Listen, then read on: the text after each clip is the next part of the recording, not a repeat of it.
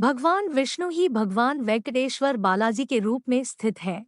क्या है उनके अवतार का रहस्य? माता यशोदा और भगवान वेंकटेश्वर का क्या है संबंध? हर युग में भगवान विष्णु के अवतार हुए और प्रत्येक अवतार के पीछे एक कहानी है। भगवान के वेंकटेश्वर अवतार की कथा इस प्रकार है। एक बार ब्रह्मा जी ने नारद जी से कहा, तुम अपने कौशल से ऐसा कोई उपाय करो जिससे भगवान नारायण भूलोक में अवतार धारण करें। तब मानव भक्तियुक्त होकर मोक्ष को प्राप्त करेगा। पिता की बात सुनकर नारद जी भूलोक में गंगा किनारे आए, जहां समस्त ऋषिगण एकत्रित होकर जनकल्याण के लिए एक विशाल यज्ञ कर रहे थे। नारद जी ने मुनियों से पूछा, संसार की भलाई के लिए किया जाने वाला यज्ञ साधारण नहीं होता, इसलिए इसका फल पाने वाला भी साधारण नहीं होना चाहिए। इस यज्ञ का फल आप किसे दे रहे हैं? सबसे पहले यह जानने का प्रयत्न कीजिए कि त्रिमूर्तियों में से कौन सत्वगुण संपन्न है और कौन मोक्ष फल का दाता है। आथ यज्ञ का फल किसे देना चाहिए? मुनियों ने कहा, नारद, तुम बहुत बुद्धिशाली हो, आथा तुम ही बताओ, ब्रह्मा, विष्णु और महेश में से किसको यज्ञ का फल देना चाहिए? एक सृष्टि करता है, दूसरा पालन करता है और तीसरा रुद्रमूर्ति है। तीनों ही एक दूसरे से कम नहीं है। अतः इनकी परीक्षा कर लेनी चाहिए। इस कार्य के लिए भृगु ऋषि ही श्रेष्ठ है, क्योंकि जैसे भगवान शिव का तीसरा नेत्र ललाट पर है, इनका तृतीय तपोनेत्र चरण में है। त्रिमूर्ति में कौन श्रेष्ठ है, इसकी परीक्षा करने के लिए भृगु ऋषि मान गए। सर्वप्रथम भृगु ऋषि सत्यलोक गए, जहां ब्रह्मा जी वरुण, अग्नि आदि दिक्पालकों से सृष्टि के संबंध में चर्चा कर रहे थे। भृगु ऋषि काफी देर तक ब्रह्मसभा में खड़े रहे, परंतु किसी ने भी उनकी ओर ध्यान नहीं दिया। क्रोधित होकर भृगु ऋषि ने कहा, ब्रह्मदेव, तुम सृष्टा होने के गर्व में इतने अंधे हो रहे हो कि 4 सिर और 8 आंखों के होते हुए भी तुम्हें अतिथि दिखाई नहीं देता। तुममें रजोगुण की प्रधानता है। अतिथि के अपमान के लिए मैं तुम्हें शाप देता हूँ कि पृथ्वी पर कहीं भी न तो तुम्हारी पूजा होगी और न ही मंदिर होगा। इसके बाद भृगु ऋषि कैलाश गए, जहां भगवान शिव अपनी पत्नी पार्वती के साथ अंतःपुर में भोगानुभव कर रहे थे। बाहर गणेश, कार्तिकेय और समस्त शिवगण कोई उत्सव मना रहे थे। किसी ने भी भृगु ऋषि को नहीं पहचाना। क्रोधित होकर भृगु ऋषि सीधे अंतःपुर में प्रवेश कर गए, जिस पर शिव भी उन पर क्रोधित हो उठे। भृगु ऋषि ने सोचा, इनमें तामस गुण ही है, इसलिए शिवजी को शाप देते हुए कहा, तुम्हारी किसी भी मंदिर में मूर्ति नहीं होगी, सब जगह तुम लिंग ही लिंग हो जाओ। अब भृगु ऋषि वैकुंठ लोक में पहुंचे, जहां भगवान विष्णु शेषशय्या पर शयन कर रहे थे और लक्ष्मी जी उनकी चरण सेवा कर रही थी। यह देखकर भृगु ऋषि का पारा और चढ़ गया। उन्होंने भगवान विष्णु के वक्ष पर पदाघात करते हुए कहा, हमारे आने पर भी तुम सोते हो, उठो। भृगु ऋषि के पदाघात से विष्णु जी ने शेषशय्या से उतरकर उनके चरण पकड़ लिए और लक्ष्मी जी को उनके लिए पाद्य अर्घ्य आदि लाने के लिए कहा। भगवान विष्णु ने कहा, क्षमा करो महात्मन, कौस्तुभ आदि से युक्त हारों को पहनने से मेरी छाती बहुत कठोर है। इस पर पदाघात से आपके सुकुमार चरण को कितना कष्ट हुआ होगा। मुझे अपना दास समझकर क्षमा करना, मैं आपके चरण छूता हूँ। भगवान विष्णु ने भृगु ऋषि का पाँव हाथ में लेकर उनके तपोनेत्र को अपनी उंगलियों से खींचकर सागर में फेंक दिया, जिससे भृगु ऋषि का सारा गर्व जाता रहा। भृगु ऋषि ने कहा, आपको लात मार कर मैंने बड़ा पाप किया, मेरे दोष को क्षमा करें। भगवान विष्णु ने कहा, महर्षि दुखी मत हो, आपके मन की बात और आने का कारण मैं जानता हूँ। आपके कारण हमारा महत्व संसार में विदित होगा। भृगु ऋषि ने भगवान विष्णु से यज्ञ का फल स्वीकार करने की प्रार्थना की, जिसे उन्होंने स्वीकार कर लिया। भृगु ऋषि ने भूलोक में जाकर समस्त ऋषियों को भगवान विष्णु का महत्व बताकर यज्ञ फल उन्हें समर्पित करने के लिए कहा। भृगु ऋषि के कार्य से भगवान विष्णु के वक्षस्थल में रहने वाली माता लक्ष्मी जी क्रुद्ध हो गई और बोली, 14 भुवनों के स्वामी और समस्त देवताओं से पूजित आपको लात मारने का उस ब्राह्मण का साहस। यही नहीं, यह वक्षस्थल मेरा निवास स्थान है। इस पर लात मारने का मतलब है मुझे लात मारना। उसे दंड देने की जगह आपने उनसे क्षमा मांगी। पर पुरुष से अपमानित होकर जीवित रहने की अपेक्षा तपस्या कर लेना अच्छा है। भगवान विष्णु ने लक्ष्मी जी को बहुत समझाया कि भक्तों के मन की बात को जानना बहुत कठिन है। वे किसी महान कार्य के लिए यहाँ आए थे। संतान के कार्य से माता पिता क्यों नाराज होंगे? तुमको शांत हो जाना चाहिए। परंतु लक्ष्मी जी ने कहा, मैं उसे क्षमा नहीं कर सकती। अगर आप उसे दंड नहीं दे सकते तो मैं वैकुंठ में नहीं रहूंगी। उस दुष्ट ने हम दोनों को अलग किया है, इसलिए मैं समस्त ब्राह्मण जाति को शाप देती हूँ कि ब्राह्मण भूलोक में वेदोक्त कर्मों से हीन और दरिद्र बनकर विद्याओं को बेचते हुए जीवन यापन करेंगे। लक्ष्मी जी भूलोक में आकर गोदावरी नदी के किनारे कोल्हापुर में एक पर्णकुटी बनाकर तपस्या करने लगी। लक्ष्मी जी के वैकुंठ छोड़ते ही वहां की शोभा जाती रही, चारों ओर दरिद्रदेव का राज्य हो गया। पत्नी के वियोग में भगवान विष्णु भी एक दिन वैकुंठ छोड़कर भूलोक आ गए और पत्नी को ढूंढते ढूंढते शेषाचल पहुंच गए। इसे शेषाचल इसलिए कहते हैं क्योंकि भगवान शेष यहाँ पर्वत रूप में स्थित है। इस पर्वत को तिरुमाला भी कहते हैं, जिसका अर्थ है श्रीयुक्त पर्वत। धरती पर पैर रखते ही भगवान विष्णु को भी भूख प्यास आदि मानवीय तत्व प्रभावित करने लगे। एक दिन थकान के कारण वे एक इमली के पेड़ के खोडर में शयन करने लगे। यह जानकर नारद जी ने ब्रह्मा जी से कहा, आपके कहे अनुसार मैंने कार्य कर दिया। लक्ष्मी जी और विष्णु दोनों ही भूलोक चले गए हैं।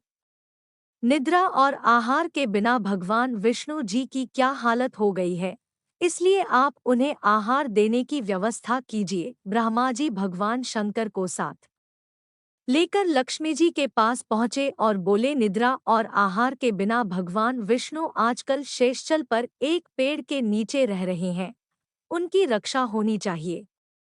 हम दोनों गाय और बछड़े का रूप धारण करेंगे और आप ग्वालिन बन कर हमें चोल देश के राजा को बेच दीजिए।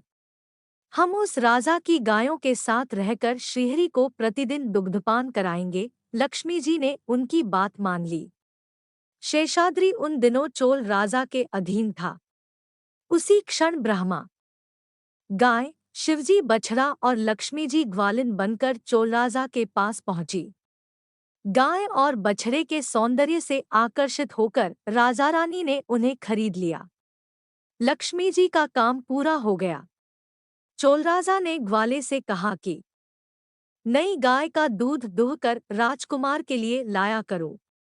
चोल राजा के पास हजारों गायें थीं। ग्वाला उस गाय और बछड़े को भी अन्य गायों के साथ शेषाचल पर चरने के लिए ले जाता, पर वह गाय घास न चरकर अकेले ही उस वल्मीक पर जाकर दूध की धार डालने लगी। इससे सोते हुए विष्णु जाग गए और गाय को ब्रह्मा जानकर दूध पीने लगे। वह गाय गौशाला में आकर दूध नहीं देती थी। इस पर राजा ने ग्वाले को चोर कहते हुए दंड देने की बात कही। राजदंड से भयभीत ग्वाले को गाय पर शंका होने लगी। एक दिन जब वह गाय बछड़े के साथ वल्मीक पर जाकर दूध की धार देने लगी, तो ग्वाले ने छुपकर उन्हें ऐसा करते हुए देख लिया। उसने क्रोध में आकर गाय को मारने के लिए अपनी कुल्हाड़ी उठाई। तभी उस परोपकारी गाय को बचाने के लिए भगवान विष्णु बीच में आ गए और कुल्हाड़ी उनके सिर पर जा लगी, जिससे रक्त बहने लगा। यह देखकर ग्वाला बेहोश हो गया। किसी ने राजा को इस घटना की खबर दी। राजा ने जाकर देखा कि वल्मीक से रक्त बह रहा है। राजा को देखकर विष्णुजी खोडर से बाहर आ गए और बोले, सेवकों के पाप का फल राजा को भोगना पड़ता है। आज से तुम पिशाच हो जाओ। चोल राजा भगवान के चरणों पर गिरकर गिड़गिड़ाने लगा।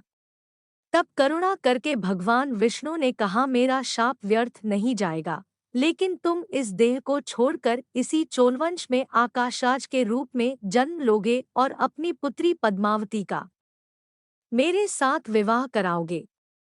उस अवसर पर तुम मुझे एक साथ वज्रकिरीट भेंट करोगे, उसे मैं प्रत्येक शुक्रवार को धारण करूंगा। उस दिन तुम शाप से मुक्त हो जाओगे। तभी ग्वाले की मूर्छा टूटी, किंतु वह अंधा हो गया। वह भी भगवान के चरणों पर गिर पड़ा। तब दया करके भगवान ने कहा, मैं कुछ समय बाद इस पर्वत पर मूर्त रूप धारण करूंगा। तब तक तुम यही रहना, मेरे अवतार लेते ही तुम्हारी आंखें ठीक हो जाएंगी। ग्वाले के कारण श्रीहरि के सिर पर चोट लगी थी। वे शेषाद्रि पर ही घूम घूम कर औषधि की खोज कर रहे थे कि देवलोक से देवगुरु बृहस्पति ने आकर उनसे कहा, आप भक्तों के कल्याण के लिए कितने कष्टों का सामना कर रहे हैं। इस घाव की सर्वोत्तम औषधि है कि मदार की रुई को गूलर के पेड़ के दूध में भिगोकर घाव पर लगा दीजिए। ऐसा करने पर वह 1 सप्ताह में ठीक हो जाएगा। भगवान विष्णु औषधि की खोज करते हुए शेषाद्रि पर वराह स्वामी के आश्रम में पहुंचे। वराह स्वामी ने उनका आदर सत्कार कर वेंकटाचल पर ही रहने को जगह दे दी और कहा, मेरे पास वकुलादेवी नाम की भक्तिन है। वह माता की तरह आपकी सेवा करती रहेगी। उसे आप अपने पास रहने दीजिए। वकुलादेवी कृष्णावतार में माता यशोदा थी, जो श्री कृष्ण का विवाह न देख सकी थी। श्री कृष्ण ने उन्हें वर दिया था कि कलयुग में मैं एक नौजवान के रूप में तुम्हारे पास आऊंगा, तब तुम मेरी शादी देखोगी। वकुलादेवी ने कहा, आज से तुम मेरे पुत्र हो। मैं तुम्हें श्रीनिवास के नाम से पुकारूंगी। वकुलादेवी ने जड़ी बूटियां लाकर भगवान श्रीनिवास के घावों पर लगा दी। वे अच्छे अच्छे फल, कंदमूल आदि जंगल से लाकर श्रीनिवास जी को खिलाती। चोल राज्य के राजा का नाम आकाशराज और उनकी पत्नी का नाम धरणी देवी था। आकाश राजा के छोटे भाई का नाम तोंडमान था। दोनों भाइयों के कोई संतान नहीं थी, इसलिए उन्होंने यज्ञ करने के लिए जमीन जोती तो एक स्थान पर हल अटक गया। जब जमीन खोदी तो वहां उन्हें एक सोने का संदूक मिला। संदूक को खोलने पर उसमें सहस्त्र दलों वाला एक कमल और उस पर लेटी हुई विद्युत के समान दीप्तमान एक बालिका मिली। उस बालिका को पाकर राजा रानी के हर्ष का पारावार न रहा। पद्म में मिलने के कारण ब्राह्मणों ने उसका नाम पद्मावती रखा। पद्मावती के मिलने के बाद धरणी देवी को वसुदान नामक पुत्र हुआ। पद्मावती दिनोंदिन शुक्ल पक्ष के चंद्रमा के समान बढ़ने लगी। एक दिन नारद जी आकाशराज से मिलने आए तो राजा ने उन्हें पद्मावती के लिए योग्य वर बताने के लिए कहा। नारद जी ने कहा, आपको दामाद की खोज करने की आवश्यकता नहीं है। आपकी पुत्री लक्ष्मी जी के अंश को लेकर पैदा हुई है। रामावतार में वेदवती को भगवान राम द्वारा दिए गए वर के अनुसार वही वेदवती आपके यहाँ पद्मावती के रूप में अवतरित हुई है। भगवान विष्णु के साथ ही पद्मावती का विवाह होगा। वह शुभ घड़ी बहुत ही निकट आ रही है। एक दिन भगवान श्रीनिवास वकुलादेवी की आज्ञा लेकर आखेट के लिए वन में गए। वहां एक हाथी का पीछा करते हुए आखेट के लिए वन में गए। वहां एक हाथी का पीछा करते हुए वे दूर निकल गए। कुछ ही देर बाद हाथी तो ओझल हो गया और पानी की तलाश में श्रीनिवास जी एक सरोवर के समीप आए। वहां उद्यान में पद्मावती अपनी सखियों के साथ खेल रही थी। पद्मावती और श्रीनिवास जी एक दूसरे को देखकर प्यार में पड़ गए। श्रीनिवास जी के चले जाने पर महल में पद्मावती न खाती, न पीती और न ही सोती थी। इधर आश्रम में श्रीनिवास की हालत भी ऐसी ही थी। एक दिन श्रीनिवास ने अपने दिल की बात वकुलादेवी को बता दी और उन्हें आकाशराज के पास जाकर पद्मावती से विवाह करा देने की प्रार्थना की।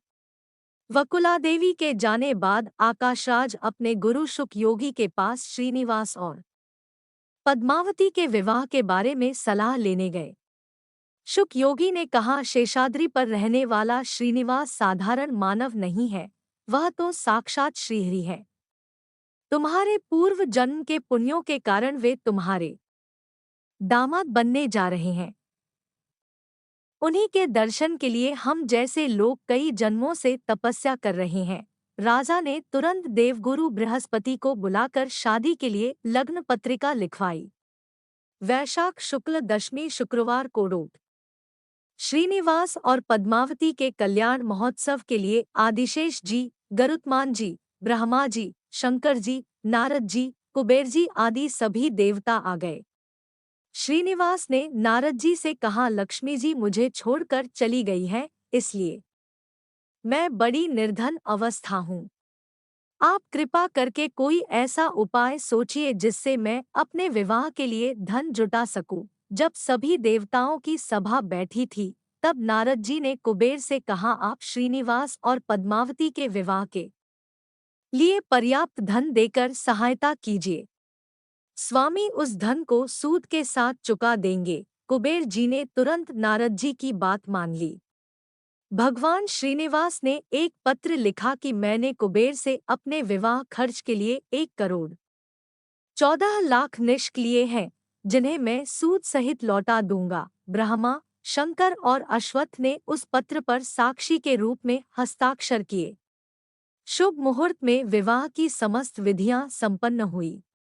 देवताओं ने नवदंपति पर पुष्प वर्षा की और महामुनियों ने आशीर्वाद दिया। विदा के समय श्रीनिवास ने आकाशराज से कहा, आपने मुझे सदा के लिए अपना आभारी बनाया है, आता कोई वर मांग लीजिए। आकाशराज ने कहा, मुझे यह वर दीजिए कि मैं कभी भी आपके नामस्मरण को न भूलूं। भगवान श्रीनिवास ने कहा, मैं आपको सायुज मोक्ष प्रदान करता हूँ। सबसे विदा लेकर भगवान श्रीनिवास और पद्मावती जी अगस्त्य मुनि के आश्रम में आए। विवाह के बाद नवदंपति को 6 मास तक पर्वत पर नहीं चढ़ना चाहिए, इसलिए भगवान श्रीनिवास और पद्मावती जी 6 मास तक अगस्त्याश्रम में रहे। सभी देवता अपने अपने लोक को चले गए। आकाशराज की मृत्यु के बाद एक दिन तोंडमान अगस्त्याश्रम आए और श्रीनिवास से कोई सेवा बताने के लिए कहा। श्रीनिवास ने कहा, शेषाद्रि पर वराह स्वामी ने जो स्थान मुझे दिया है, वहां मेरे लिए ऐसे मंदिर का निर्माण कराओ जिसमें लक्ष्मी और पद्मावती के रहने की योग्यता हो।